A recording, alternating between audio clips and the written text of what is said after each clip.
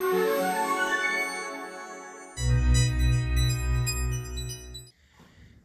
estabilidad del judaísmo y de la Torá nos los dan Ruth y David por la resiliencia, por la fuerza de voluntad, por la capacidad de salir adelante ante todas las dificultades y contra todos los pronósticos.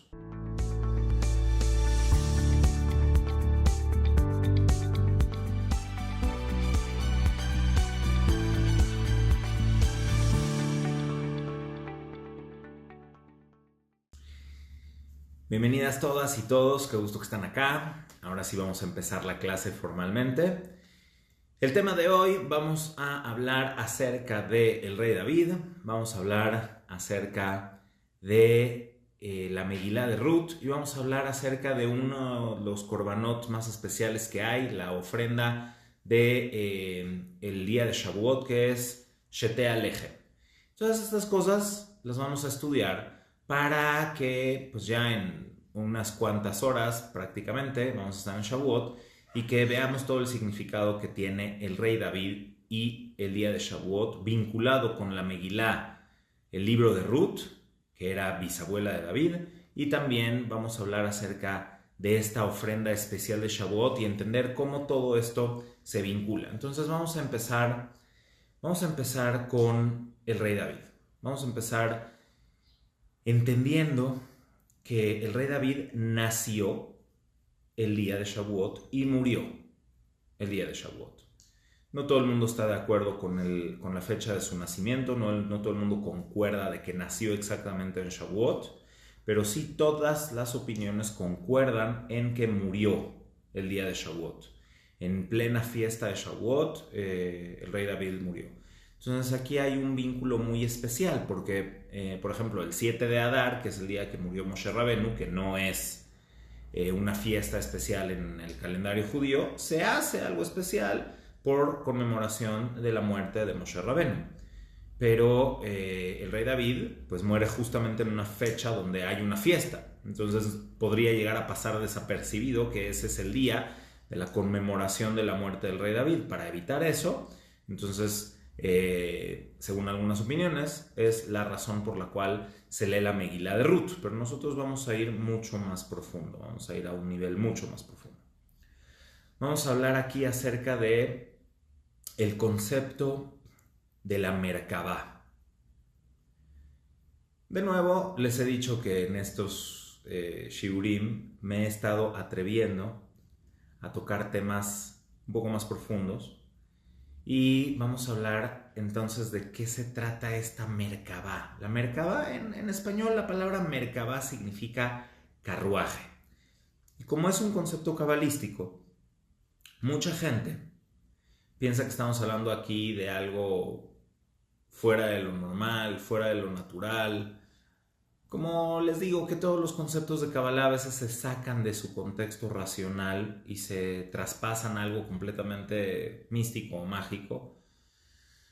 Sí, por supuesto que el concepto de la Merkabá, tiene pues muchos secretos. Y el sueño del profeta Yehezkel, que no es el tema de hoy, es un sueño donde él describe este carruaje, que es muy, muy profundo, pero también todos los conceptos del judaísmo tienen un aspecto práctico, tienen una idea sencilla, práctica, que se puede llevar al conocimiento y que se puede aplicar a todos los niveles. Entonces vamos a ver hoy este aspecto más básico de la Merkabá, el aspecto más básico del carruaje. ¿De qué estamos hablando del carruaje? Entonces, nosotros vamos a encontrar que existen dos aspectos profundos en cuanto al estudio de la creación. Uno se llama Maaseh Bereshit, el estudio de la creación en sí misma, el acto de la creación. Y también está Maaseh Merkabá, el estudio del acto del carruaje, de cómo Dios hizo el carruaje. Entonces se explica también que la Merkabá son pues todos los astros, que son las constelaciones, que son las galaxias, el universo en sí, el estudio de lo espiritual que está detrás de los astros y de las galaxias y de todo lo que se representa físicamente en el universo creado. Entonces, Maaseh Merkabah en este sentido tendría que ver con los ángeles, con la función de los ángeles. Y eso de cierta forma es correcto, pero es como decir metafóricamente que, no sé, que el arroz tiene agua, que el arroz es agua, ¿sí? O que el cuerpo humano es agua. Pues sí, la verdad es de que la mayoría de nuestros cuerpos está conformado por agua, que la mayoría de lo que comes está conformado por agua, sobre todo cuando absorbe el agua para cocinarlo, como el arroz, etc. Pero no es realmente ese el punto. O sea, sí estamos hablando, cuando hablamos de la creación y cuando hablamos de la dirección del mundo, estamos hablando en todas las aristas de estos conceptos. Entonces, la gente que entiende que Maaseh Merkabah se refiere solamente a los ángeles, entonces está viendo solamente ese aspecto como el agua en el cuerpo humano, que está presente. Pues por supuesto que está presente el agua en el cuerpo humano, pero un cuerpo humano no es agua. ¿Me explico? O sea, somos agua, pero el cuerpo humano no solo es agua. Sí estamos conformados en nuestra mayoría por agua. Entonces es un ejemplo para entender por qué hay conceptos que leemos a veces en algún libro o escuchamos en algún shiur y necesitamos llevarlo a una comprensión más práctica, más entendible. Entonces, el contraste entre Maaseh Bereshit y Maaseh Merkabah, el contraste principal entre estas dos ideas es que el estudio de los secretos de la creación se refieren a la mecánica de la creación de Dios del universo, la mecánica de la estructura de esa creación y su funcionalidad. O sea, ¿a qué me refiero? Que Dios puso leyes en la creación del universo. El Creador estableció reglas en la creación del universo y esas reglas se mantienen establecidas en ese mismo orden y en esa misma estructura desde que el universo fue creado.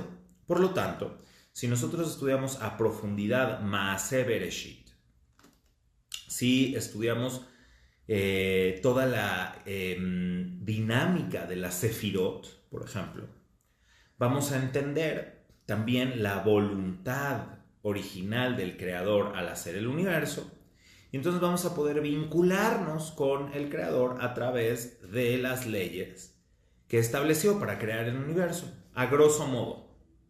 Estoy hablando de una forma muy en general, ¿ok? Pero esto es real. Y la mayoría de los cabalistas antiguos, que se le llamaban los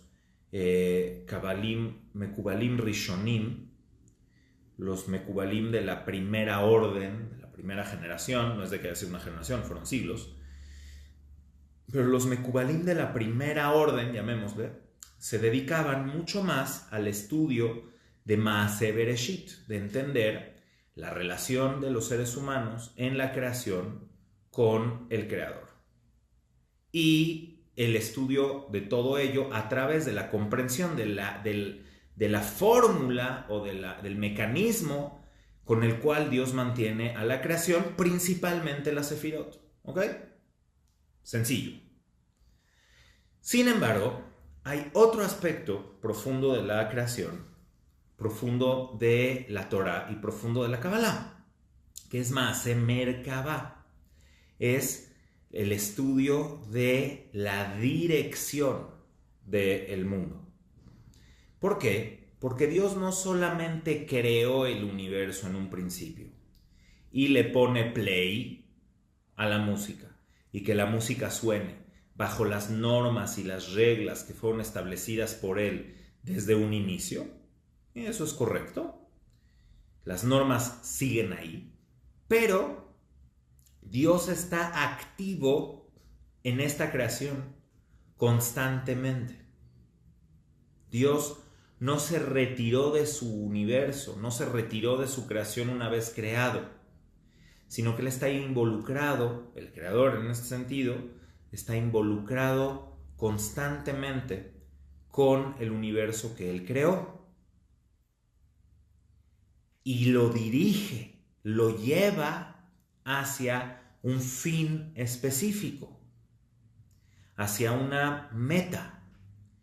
Todo lo que Dios creó, la humanidad sobre todo, todos los seres humanos, junto con todo lo que fue creado en este universo físico y material, vamos hacia algo en específico. Para que esto llegue, se mantiene un orden basado en Bereshit, basado en la creación, pero es un orden dinámico. Entonces, es como entender dos fórmulas. Si tú tienes, de nuevo, voy a poner un ejemplo práctico para que se entienda. Si tú entiendes la receta de algo, la receta de un pastel, ¿sí? Tú puedes ver la intención del creador de ese pastel con los ingredientes de la receta. Tiene azúcar, tiene vainilla, tiene fruta, pues quiere decir que es dulce. En los ingredientes mismos, tú puedes darte cuenta de la intención. Sof maaseh b'machshava tehillah. Desde el principio, cuando hubo una intención, un pensamiento, se puede visualizar la acción misma.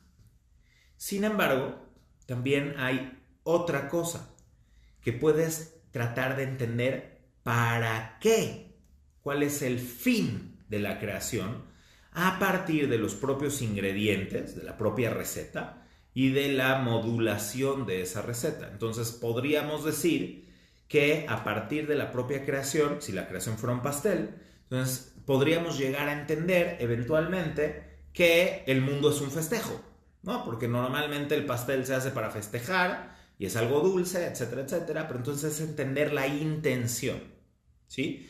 Y es entender cómo el creador, en este sentido el pastelero, está involucrado en su pastel todo el tiempo. No solamente lo hizo, sino que lo va cuidando todo el tiempo.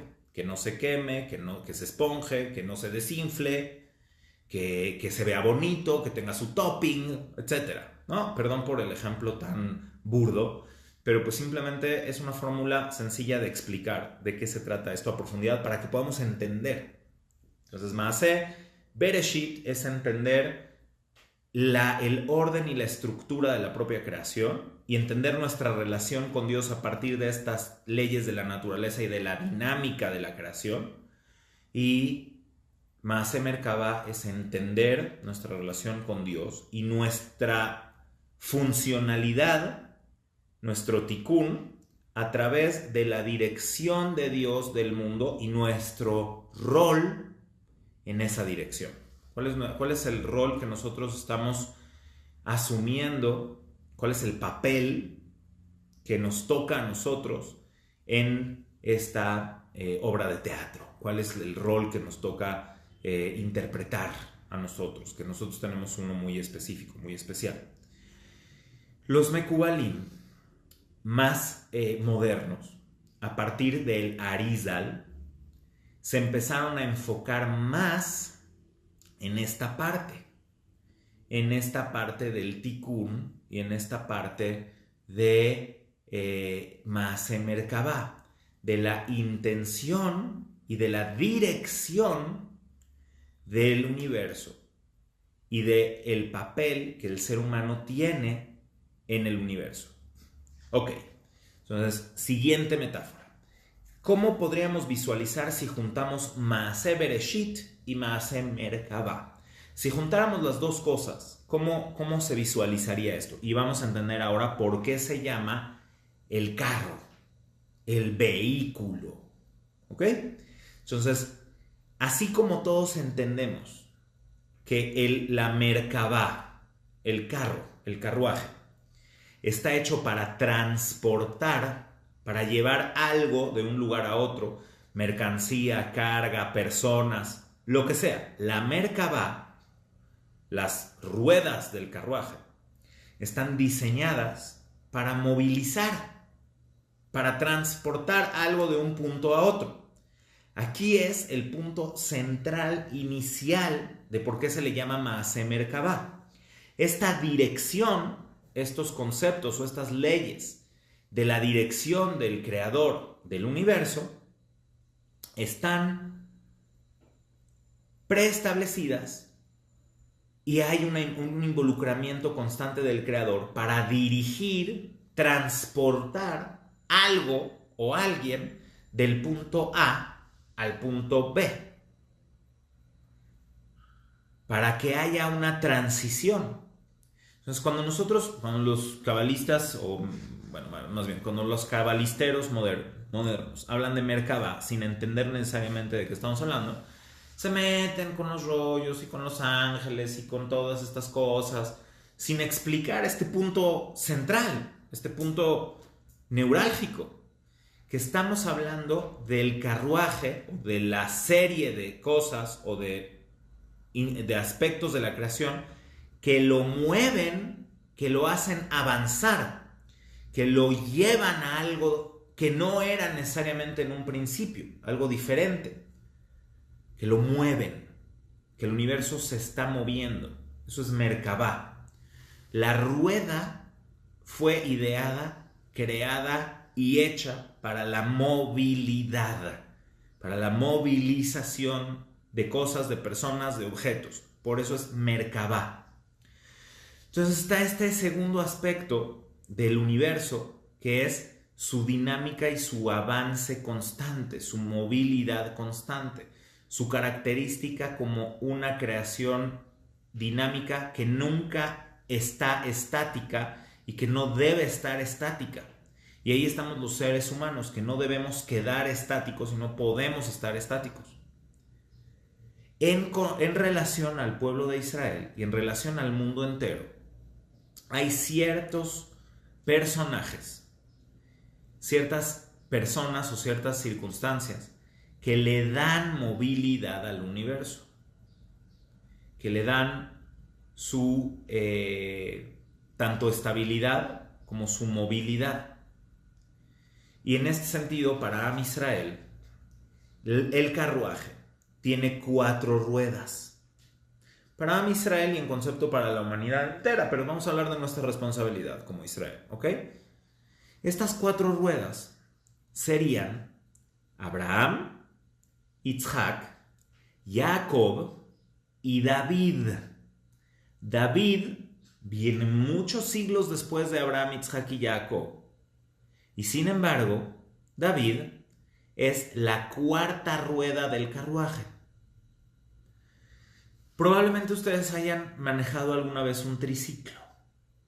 3 ruedas son suficientes para poder hacer tanto un triciclo como también podemos hacer una carretilla o lo que sea que tenga movilidad y que tenga cierta estabilidad.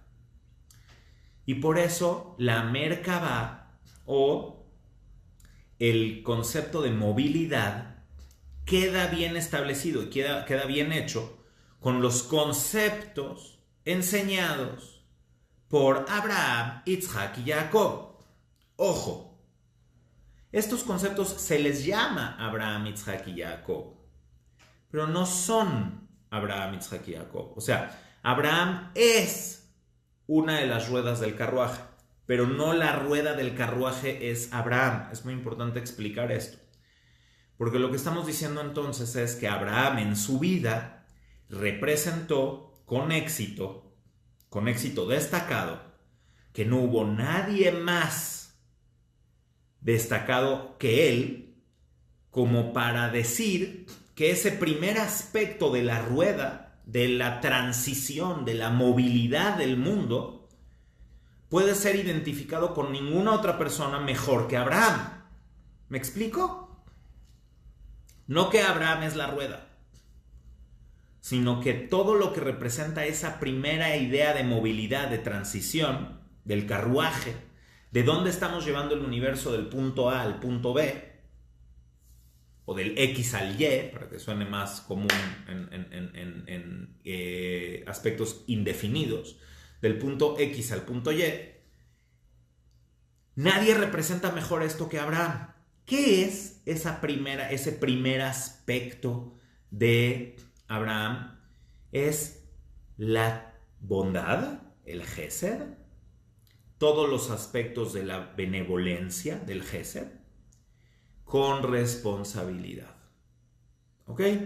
Gesed, bondad hay en el mundo, pero el que mejor logró representar esto es Abraham.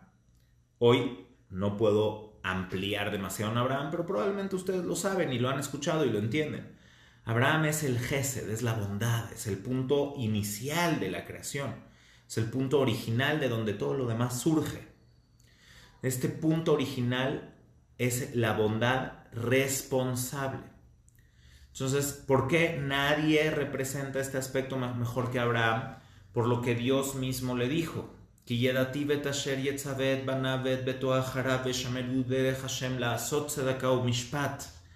Porque yo lo conozco, yo lo conocí, yo conozco a Abraham, dice Dios.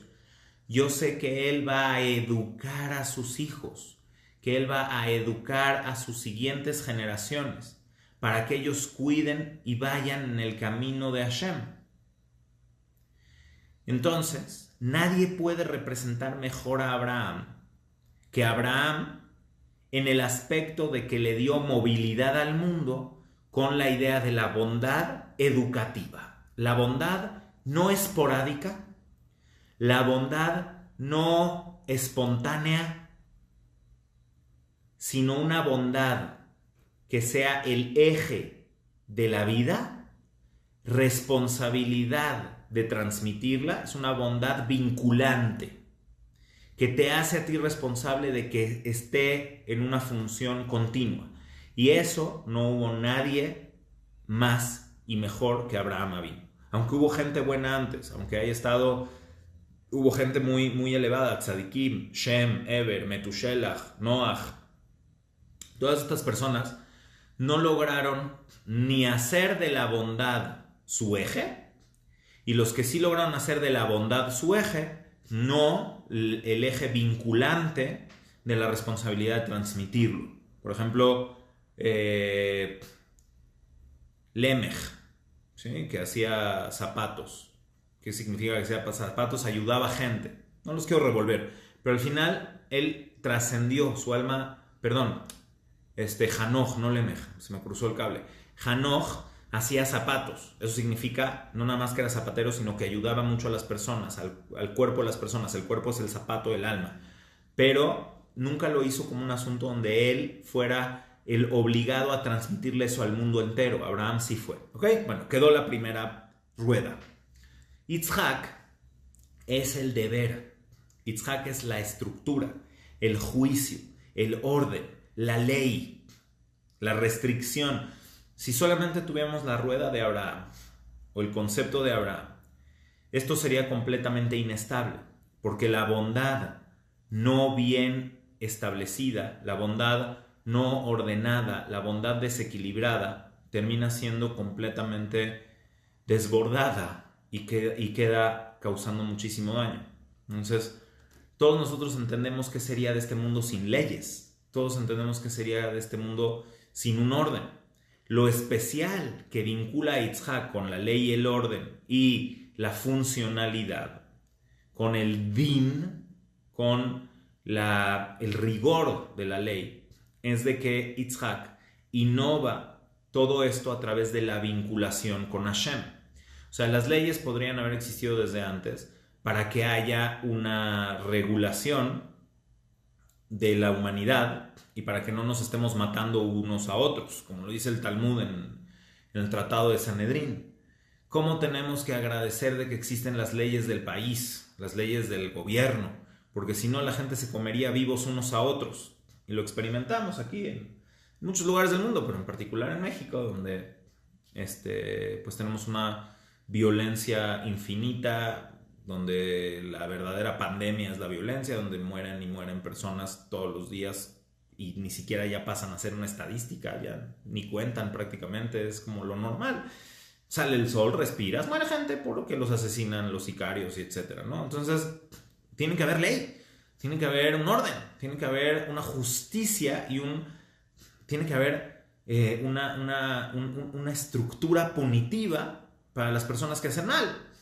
Por eso la impunidad es la razón por la cual países con poca observancia de la ley terminan tan mal o están tan mal. Entonces, lo que logró Yitzhak es de que esto sea algo elevado, maduro y que te vincule con Hashem para bien. Para este detalle vean el siguiente, no el siguiente, vean la clase pasada que di sobre madurez espiritual y si Dios castiga o no castiga. ¿Okay? Pero esto es el elemento especial donde destaca Yitzhak. Jacob es Ishtam. Jacob es el que llega a la síntesis de todo lo anterior. La bondad y el rigor en un tiferet, en una armonía hermosa, funcional, buena, y eso es lo que ya crea a Israel. Jacob, que creó las 12 tribus, que fue el ser humano que más se parece en su forma de ser a lo que Dios quiere de la humanidad, por eso se llama Israel. Esto, como lo sabemos, lo vemos cuando los ángeles subían y bajaban en el sueño de Jacob. Hay varias explicaciones de por qué subían y bajaban. Una explicación que le dice Jonatán ben Uzziel, gran sabio que tradujo la Torá también al arameo, que era miembro del Sanedrín, que era un rabino de la época del Sanedrín, de los más altos que han existido. Jonatán ben Uzziel. Él explica que los ángeles bajaban y venían, subían y bajaban, porque existe en concepto, no es una foto, pero en concepto, junto al Kisea Kabod, junto al trono de gloria del Creador, está la imagen del ser humano que Dios quiso crear. Y Jacob era idéntico. Quiere decir, con sus logros, con su esfuerzo, con su trabajo, logró parecerse, es el ser humano que más se ha parecido al Adán que quiso crear Dios. Por sus acciones, por sus decisiones, por la implementación de sus acciones. Entonces, Jacob es el que por fin es digno de ser el patriarca de las 12 tribus y de formar, tanto él convertirse en Israel, como formar a Israel. Entonces, si lo quisiera resumir, para no ocupar demasiado tiempo, si lo quisiera resumir rápido, es la característica especial de Jacob es la capacidad de mejora como persona. Tenía otra palabra en la mente que se me escapa ahorita, pero es la trascendencia como persona. La capacidad de transformación. Eso es lo que quería decir. Jacob nace Jacob y con los valores y la transmisión educativa de Abraham, más el orden y el rigor de Yitzhak, la ley, el gesed, la responsabilidad, los sintetiza y representa entonces al hombre que se convierte de Jacob y se transforma en Israel.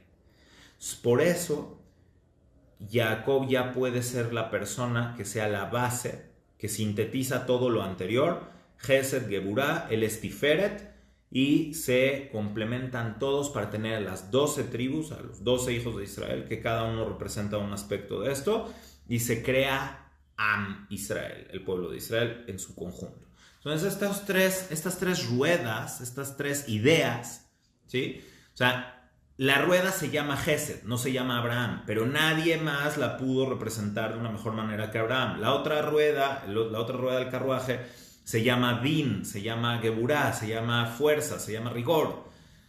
Y nadie la representó mejor en un sentido responsabilizante y vinculante con Dios que Yitzhak, Paja de Yitzhak, y Tiferet, la síntesis y la transformación, la unión y la transformación no la representó nadie más que Jacob. Por eso son las tres ruedas.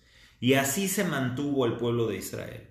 Desde Jacob, durante todo el tiempo que estuvimos en el desierto, con la entrega de la Torá y durante toda la época de los jueces, hasta el principio de la época de los reyes, y finalmente llegó el rey David.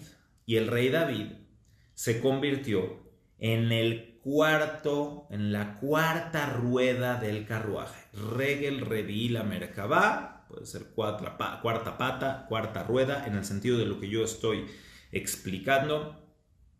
Es al mismo tiempo estabilidad y rueda, porque también le da movilidad. Acuérdense que lo que yo les estoy diciendo más, Merkabah, es la movilidad. ¿Sale? La movilidad de que el mundo hacia dónde se dirige, la dirección. En el lenguaje cabalístico de Rabbi Moshe Chaim Luzzatto, de Ramjal, a esto se le llama Anagat Amishpat y Anagat Amalhut, que es la dirección del reino, la dirección del tikkun del mundo. ¿Okay? La dirección hacia dónde vamos. No solamente de dónde venimos, eso es Bereshit, sino hacia dónde vamos y sobre todo, cómo vamos a llegar ahí. ¿Okay? Entonces Dios creó el universo para que tenga esta movilidad, para que vaya hacia algo, para que se mueva hacia algo. Sin la educación vinculante de Abraham, sin la ley y el juicio que establece Yitzhak, sin la síntesis y la transformación, el impulso de transformación y de trascendencia de Jacob, sería imposible. Pero todavía es inestable. Y quiero que se entienda. Moshe Rabenu no le dio esa estabilidad. Aarón a Cohen no le dio esa estabilidad. El profeta Shmuel no le dio esa estabilidad. Y Shmuel era grandioso, gigantesco, era tan valioso como Moshe y Aarón. O sea, hay muchísimas personas o personajes o personalidades elevadísimos que no contribuyeron a nada nuevo o nada específico que pudiera ser considerado como esa cuarta rueda que le da la estabilidad al carruaje. El que sí se la da es David. Y por eso todo lo que he dicho es para poder entender la grandeza de David. ¿Cuál es la grandeza de David? La grandeza de David es la relación incondicional y constante con el compromiso del ser humano con Dios, con el Creador y con la resiliencia. Esa sería la palabra más importante acá. Resiliencia, el aguante.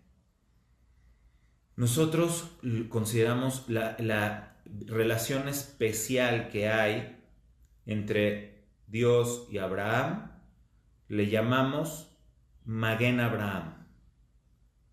A la relación especial entre Dios y Yitzhak le llamamos Pajad Yitzhak, ¿sí?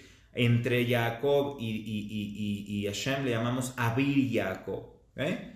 Y la relación especial que hay entre Dios y David es Maguen David, ¿sí? De hecho me equivoqué, es Elohe Abraham, Pajad Yitzhak, Abir Jacob y Maguen David, ¿sí? El escudo de David no es un escudito de hierro con una estrella, no, algo mucho más profundo. Entonces, hay Dios, hay Elohim, hay Elohe Abraham. Está el Dios de Abraham, está la deidad de Yitzhak, está la inspiración de Jacob y está el escudo de David.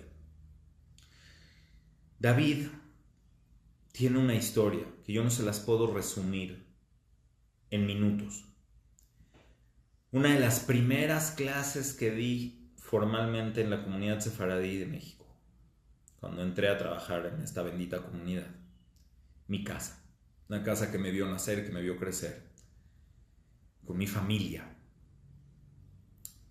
Esto fue ya hace 13 o 14 años, algo así. La primera clase que di fue una de las primeras en Shavuot, en la desvelada de Shavuot. Y hablé del rey David y me eché una clase larga, con toda la historia de David. Pero hay un eje, hay un hilo conductor, que es las dificultades de la vida de David.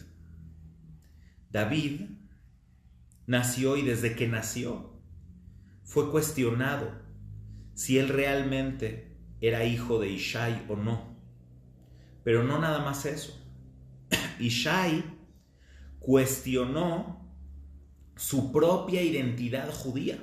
Ishai, el padre de David, descendía de Ruth, de la mujer que se convirtió al judaísmo, abandonando todo lo que tenía como una de las princesas de Moab.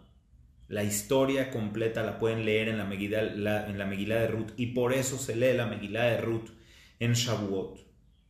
Como Mahlón y Gilión se fueron junto con sus padres, con Elimelech y Naomí, de la tierra de Yehudá. Se escaparon por la hambruna, porque ellos eran muy ricos y estaban hartos, o más bien Elimelech estaba harto de que le pidieran tzedaká, de que le pidieran dinero. Entonces se fue a las tierras de Moab, y ahí Mahlón y Gilión conocieron a sus esposas, Ruth y Naomí. Ruth y Orpá. Cruzó el cable. Y estas mujeres, las dos, son diametralmente diferentes. Una, Ruth, aprende y se vincula con Naomí, su suegra, y se da cuenta de Hashem, se da cuenta de la verdad, se da cuenta de la espiritualidad, y se apega a Naomí aun cuando lo pierden todo. Elimelech pierde toda su riqueza, todo lo que tenía. Mahlón y Gilión mueren. Y en ese momento Orpá se separa de todas las enseñanzas de Naomí. Ruth se apega a Naomí. Ruth se vincula con Naomí, con el amor a su suegra, y no la abandona en su peor momento, aunque Naomí les dice a las dos, Shobna Benotai, vuélvanse, mis hijas, regrésense, ustedes son princesas. ¿Qué quieren con una viuda desamparada, que se quedó sin nada, que quedó en la desgracia y en la pobreza?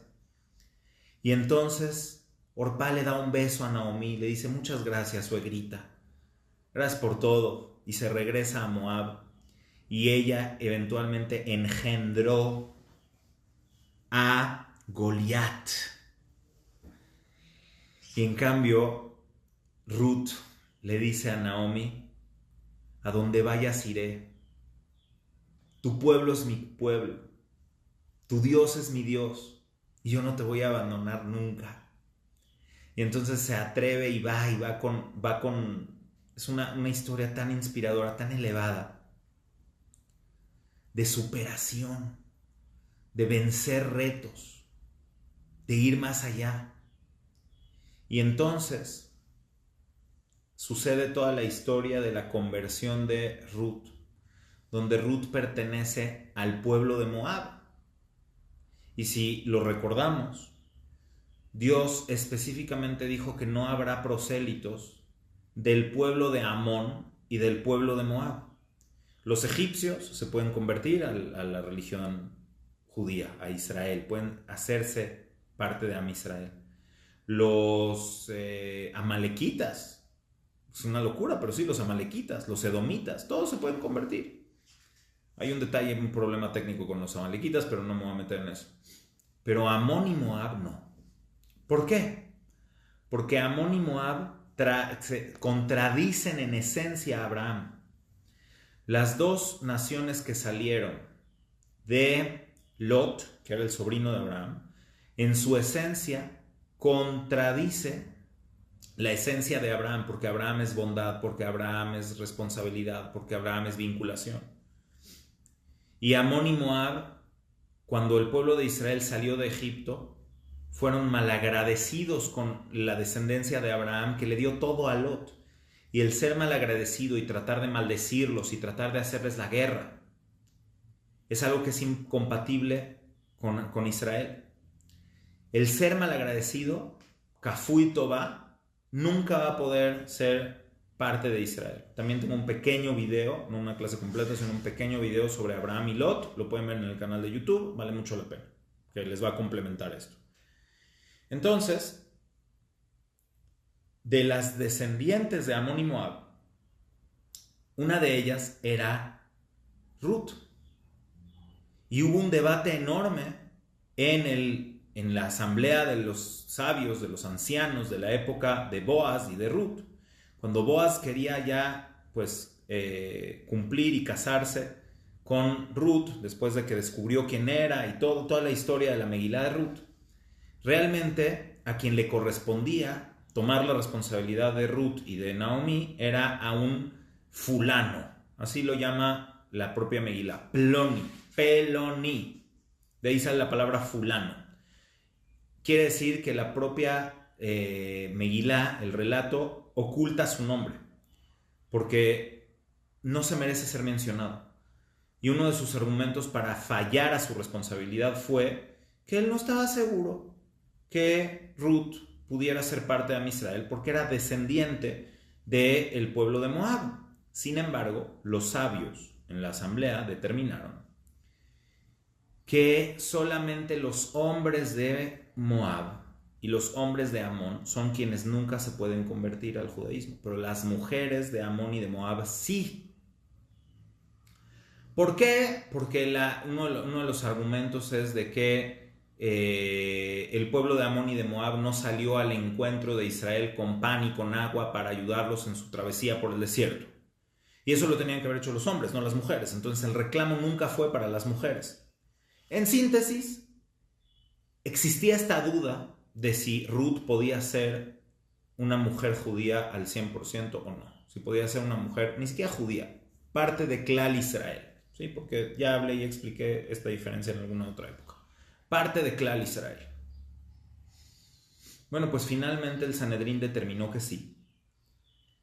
Pero siglos después, décadas después, Ishai tenía esa duda. Ishai tenía la duda, ¿y qué tal si el Sanedrín se equivocó? Y yo realmente no puedo formar parte de Am Israel porque soy descendiente del pueblo de Moab. Bueno, vino Ruth y vino David a demostrar que no solamente esta parte es válida, sino que es absolutamente necesaria. Porque hay una pregunta enorme. Todo el bien que hizo Abraham con Lot, toda la bondad que hizo Abraham con Lot, ¿dónde quedó? ¿Se fue a la basura? Acuérdense que Abraham no sabía que iba a tener hijos. Abraham pensaba que su hijo era Lot. Lo engrandeció, le dio todo, lo cuidó, lo educó, lo quiso. Pero Lot, por sus propios complejos, por su propia incapacidad de visualizarse creciendo y siendo una buena persona, se echó a perder y se convirtió para mí en una de las personas más deplorables, denesnables de toda la historia de la humanidad, Lot, porque se convirtió en un malagradecido. Y no hay peor que eso. Abraham pensó que Lot iba a ser su hijo, pero Lot quería más riqueza, quería más poder y lo quería ahora. Y se autodespreciaba a sí mismo. Y por eso de él salieron los pueblos de Amón y de Moab. Y saben cuál es la historia de cómo se dio esa relación incestuosa entre Lot y sus hijas para que existieran los pueblos de Amón y de Moab. Pero entonces todo el bien y toda la bondad que hizo Abraham, ¿ya? ¿Basura? ¿Ya no sirven? Pues no. El Zohar nos dice que fue como una semilla que fue sembrada en la peor de las tierras, que tardó mucho en crecer, que tardó mucho en florecer, pero finalmente creció y floreció en Ruth. Y Ruth es la madre del reino, la madre de los reyes de Israel. Eshet Jail, la famosa mujer virtuosa a la que se refería el rey Salomón, es Ruth. Y tiene que venir de Moab, tiene que venir de lo peor, porque nos tiene que demostrar que incluso de lo peor puede salir lo más elevado y lo más valioso. La estabilidad del judaísmo y de la Torá nos los dan Ruth y David por la resiliencia, por la fuerza de voluntad, por la capacidad de salir adelante ante todas las dificultades y contra todos los pronósticos. David entonces nació cuando aparentemente su padre, Ishai, no estaba uniéndose a su esposa. Y entonces de alguna forma, en algún momento, su esposa logró, porque su esposa quería tener más hijos de Ishai, de alguna forma logró hacer que Ishai estuviera con ella, y de tal manera que iba a venir David, pero Ishai no estaba seguro de que él era su hijo. Toda su vida fue maltratado desde chiquito, y toda su vida estuvo en duda. Sus hermanos también dudaban de si él era hermano, y además David era pelirrojo y no se parecía a los demás, entonces peor.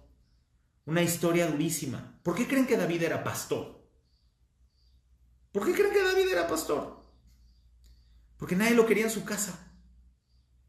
Y entonces se iba lejos con el rebaño. Su papá, con el pretexto de tener al rebaño ocupado, mandaba a David al rebaño. Y ir al rebaño no era ir al patio trasero. Te tenías que ir a ver a dónde hay pastura. Así la mayor parte del tiempo y la mayor parte del año ni siquiera tenían que verlo. Y creció en una soledad terrible. Y en esa soledad terrible, ¿qué te puedes hacer? Te puedes hacer lo peor. Resentido, odio, enojo, maldad. Puede salir lo peor de ti. Pero David canalizó todo eso hacia el bien. Y entonces le cantaba a Hashem y le decía: Hashem roí lo echzar, Dios, tú eres mi pastor, no me va a faltar nada. Binot deshe yarbitzeni, en lo más hermoso de la pastura me hiciste reposar. Él está viendo no que está exiliado, no que está maltratado, no que está negado como hijo y como hermano, sino está viendo que Dios lo acompaña en la mejor, en la más hermosa de las pasturas, en esas pasturas de cuando era un pastor y prácticamente no era nadie más que un pastor que tenía a Dios con él. Lo irá ra, no temo del mal, kiatai madi, porque tú estás conmigo. Shibteja o mishanteja, ema yenahamuni, los golpes que tú has decidido dar y también los consuelos que me has dado, como un apoyo, como un bastón, Hema y Enahamuni, esos son mis consuelos. Lo que para las otras personas son golpes, para mí son tus enseñanzas. Shevet, la vara con la que me has golpeado, es mi consuelo. ¿Qué? ¿De qué estamos hablando, por Dios? ¿Cómo la vara de Dios va a ser un consuelo? Míralo, mira Dios cómo te hizo. Me imagino cómo el Yetzer Hará le debe de haber hablado a David. Mira cómo Dios te abandonó. Mira cómo Dios te dejó sin que tú hayas hecho nada malo. Mira cómo estás tirado, negado, abandonado, solo. Pero él decía, no. Ese golpe que Dios me da también es para bien. Esa es Ruth adentro de David. Esa es Ruth adentro de David, de que ¿qué culpa tengo yo de que Mahlón y Gilión eran unas malas personas y murieron? Y Elimelech también murió. Y mi suegra se quedó viuda y no tenemos dinero. Eso es lo que pensó Orpá. ¿Qué Dios puede hacer todas estas cosas, todas estas maldades? Yo no quiero saber nada de ese Dios, no quiero saber nada de ese pueblo. Yo me regreso a Moab. Y sale de mí el que maldijo más a Dios en la historia. ¿Quién es? Mejarefum Gadef, el que maldecía y el que injuriaba en contra de Dios. Goliat. Esa es Orpá dentro de Goliat. Y del otro lado está David, porque David tiene a Ruth adentro. Porque lo malo y lo bueno, todo es para bien. No hay bueno y hay malo. Shibteja o mishanteja ema enahamuni. Ta'aroj lefanai shulchan neged sorerai. Algún día vas a poner una mesa servida frente a todos los que me han querido hacer el mal. Ach tov bachesed irdefuni kol yemei hayai. Solamente el tov, el bien y el gesed, la bondad, me van a perseguir durante toda mi vida. Veshavti bebet Hashem leorech yamim. Porque yo voy a estar habitando en la casa de Hashem todos los días de mi vida. Ese es el rey David. Es decir, que David le da la estabilidad a través de las enseñanzas de Ruth, le da la estabilidad al pueblo de Israel entero por estos dos conceptos. Porque tú hoy te puedes despertar y tú puedes decir, yo no puedo, yo quién soy, a mí me han maltratado, me maltrató la vida. Sí, la Torá y todo eso está para la gente que nació en eso, o que los trataron bien, pero a mí mi moré de chiquito me maltrataba y me habló feo. O los religiosos hicieron no sé qué, los religiosos que le pegan a sus esposas, ¿no? X.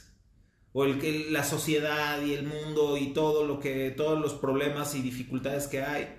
O tengo que comer, tengo que trabajar en Shabbat para comer, o ve tú a saber los retos que tienen. Ni colectivos ni individuales, jamás habrá una persona que tenga más retos, más dificultades que David.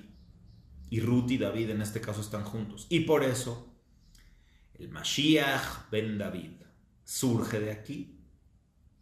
Esa semilla que sembró Abraham y que tuvo la paciencia para esperar a que crezca en Ruth siglos después.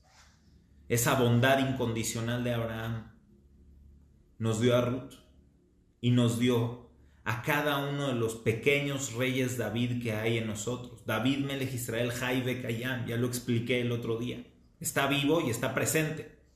Está vivo y está presente porque es la inspiración de todas las personas que quieren salir adelante. Es el rey David, es nuestro rey David hoy, tanto como lo fue antes, porque fue rey por sus méritos, porque fue rey sobre sí mismo, no sobre otros, porque dominó sus miedos, dominó sus resentimientos posibles o probables, porque fue la transición de la resiliencia, de lo peor a lo mejor que puede haber. Ese es el rey David.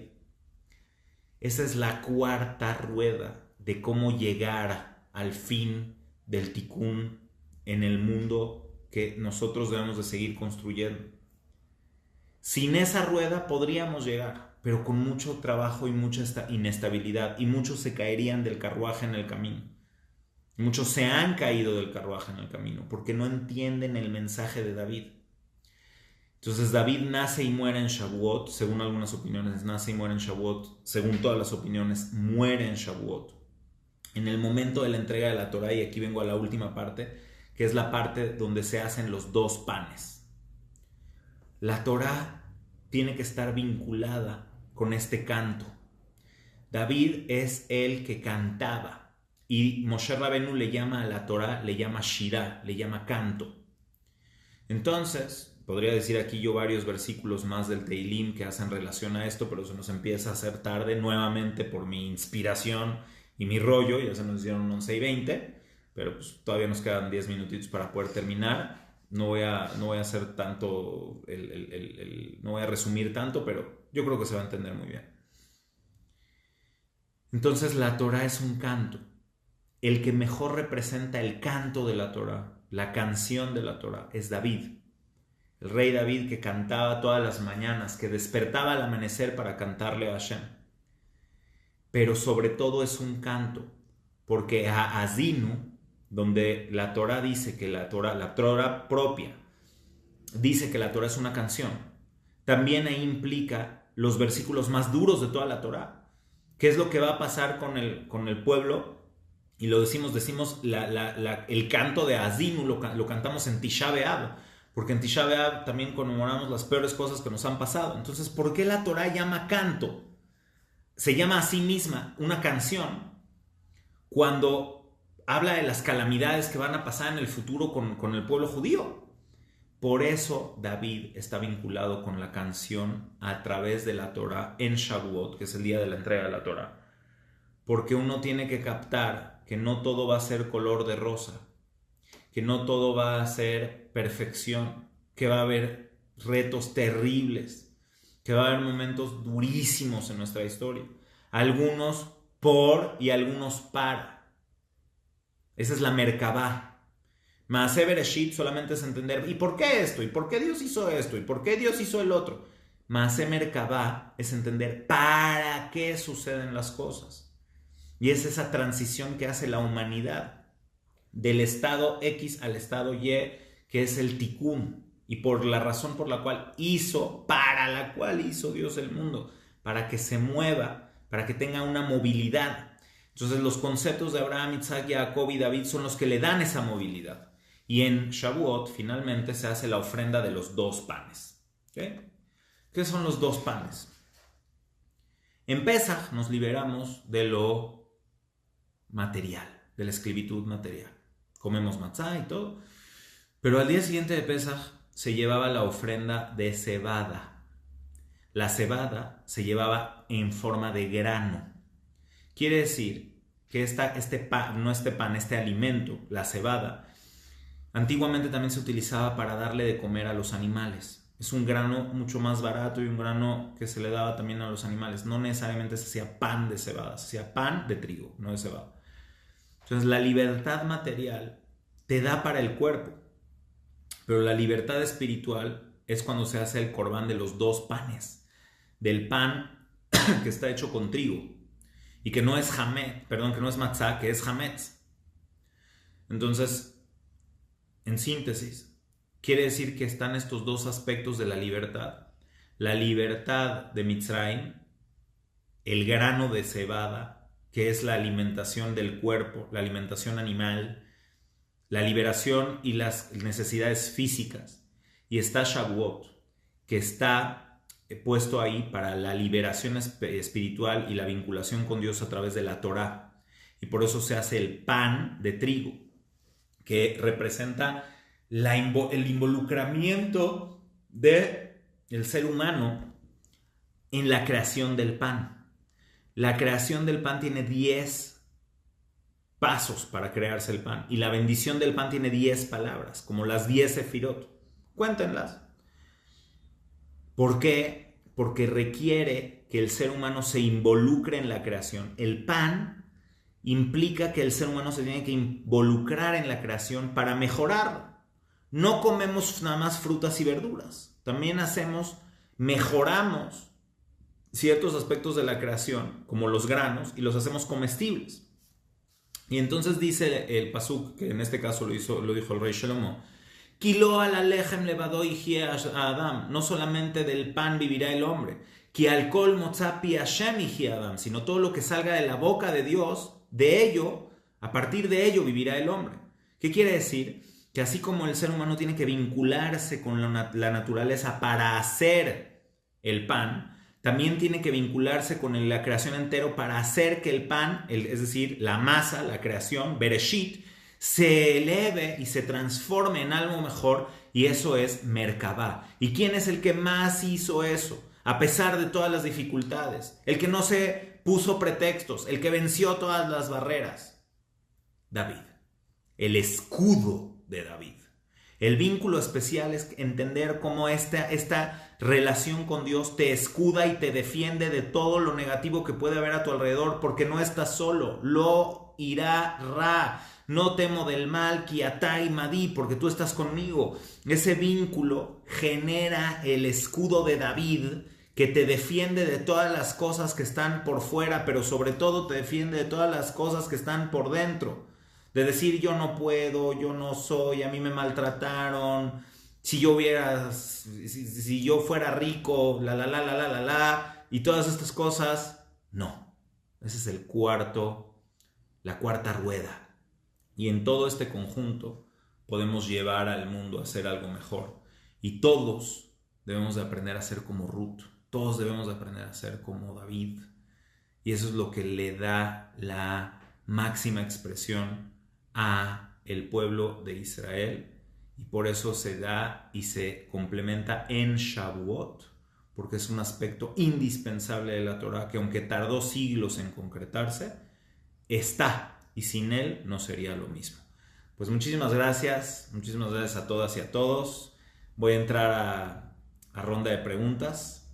Espero que realmente logremos aprender de esto y que podamos llevar esto a nuestra vida. Tener el valor de ser como David, de ser reyes sobre nuestros miedos, reyes sobre nuestras dificultades, y que entendamos que todos somos como Ruth. Nadie nació siendo perfecto. Todos tenemos que hacer un esfuerzo como Ruth lo hizo. Ok, entonces ya estoy abriendo aquí. Acuérdense que al principio mi computadora no prendía. Entonces veo que hay muchas personas que hicieron comentarios, pero no sé si haya preguntas. ¿Me quieren escribir si hay alguna pregunta antes de terminar? 5 minutitos de preguntas. A ver, ¿qué tenemos por aquí? Bueno, voy a darle un scroll a esto mientras se prende allá. Baruch Hashem, saludos y comentarios muy bonitos a todos los que están acá, a todos los que han estado durante todas estas clases, en todo momento. No veo ninguna pregunta en particular. Entonces, bueno, yo ya estoy aquí abierto. Ya puedo ver las preguntas. Si alguien quiere mandar alguna pregunta o algún comentario, bienvenido, por favor. Bienvenida. Quien quiera hacer algún comentario. It is now or never. Bueno, pues no sé, parece que no va a haber comentarios el día de hoy. Ok, aquí está. Muchas gracias, Lisette, Liz, muchas gracias. Son Lisette y Liz, son 2 personas. Muchísimas gracias a ustedes. A ver, Daniel, gracias, excelente, como siempre. Sí, la Merkabah es Ze'er Anpin en movimiento. Ajá, muy bien. Es una definición muy, muy cabalística, pero sí, por supuesto, en el universo, en Ze'er Anpin, o sea, sí es donde está el tikkun y donde podemos hacer el movimiento y los cambios. Sería correcto de acuerdo a tu observación. Reina, gracias también a ti. Rebeca, no dejas siempre mucho en qué pensar. Menos mal. Imagínense si no el jicamómetro, ¿cómo estaría? Bendito Dios, ahí estamos echándole ganas.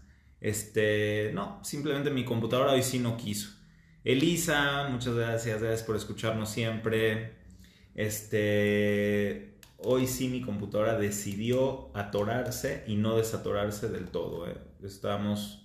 Bueno, dirían mis hijos que no es la computadora, que soy yo, ¿verdad? Pero, pues bueno, miren, aquí están. Ya los encontré, ya los tengo. A ver si los puedo leer un poquito más fuerte, más aquí. Jacobo, jajama, una pregunta. ¿Por qué habló de los 10 pasos para hacer el pan? ¿Cuáles son esos 10 pasos? Ok, desde el arado hasta el horneado del pan, son 10 pasos para hacer el pan. Y cada uno de esos 10 pasos, o sea, el primero arar la tierra, luego sembrar la tierra, luego limpiar las cosas que no deben de crecer, después cosechar, después veldar, que es separar el trigo de la cáscara, trillar,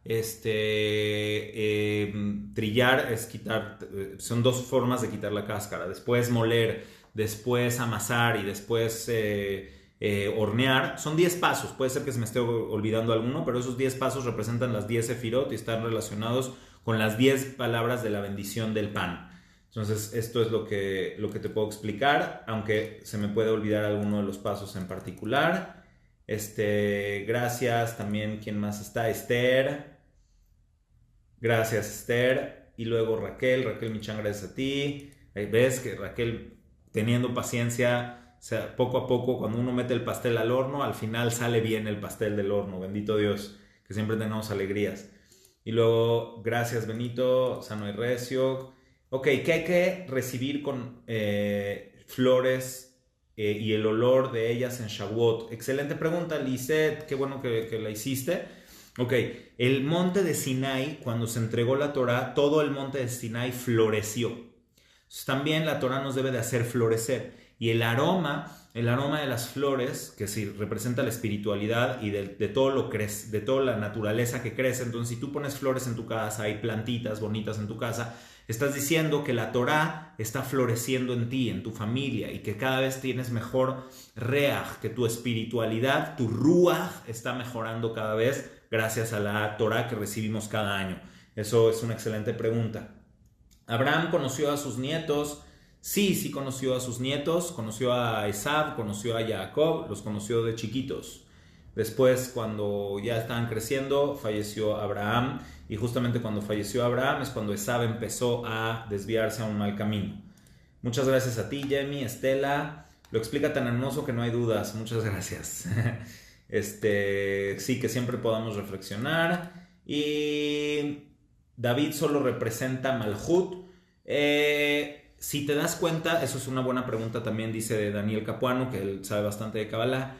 No podemos nunca decir que Malhut solamente representa Malhut. Nunca. O sea, cuando decimos que algo representa Malhut, evidentemente es lo que está complementando todo lo anterior. ¿Ok? Y se está convirtiendo también en el punto para la siguiente transmisión. Entonces, Malhut no solamente representa Malhut.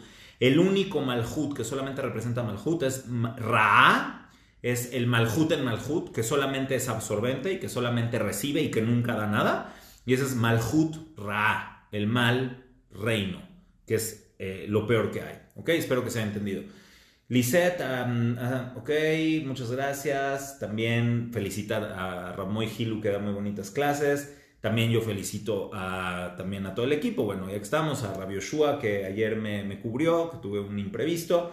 Esta es la clase que iba a dar ayer. Pero bendito Dios, somos un equipo y tenemos, pues, Baruch Hashem para seguir creciendo. Silvia, es que decía yo ahí Jacobo Askenazi, pero es Silvia. Este Shavuot, a ver, lo leo acá. Este Shavuot, en la segunda noche de Shabbat, ¿se cena de leche o tiene que ser de carne? Ok, solamente hay una comida de leche en Shavuot. En este caso va a ser el viernes en la mañana. La primera comida del día de Shavuot se hace de leche y justamente se hace porque representa a los dos panes, la ofrenda de los dos panes. Como los panes no se pueden mezclar para comer carne y leche, se hacen dos panes, uno para carne, uno para leche, y eso es lo que representa los dos panes. Bueno, muchas gracias, me tengo que despedir. Me están haciendo unas llamadas insistentes. Mientras yo doy la clase aquí aparecen las llamadas insistentes. Las quiero también poder atender. Y voy a tener que despedirme el día de hoy. Pero de verdad los quiero mucho. De verdad los aprecio y las aprecio mucho que estén con nosotros, que nos acompañen y que nos permitan hacer que estas clases sean una realidad. Les mando un enorme abrazo. Espero que tengan un excelente día. Y me despido con mis mejores deseos. Nos vemos la próxima. Feliz Shavuot. Hag Sameach.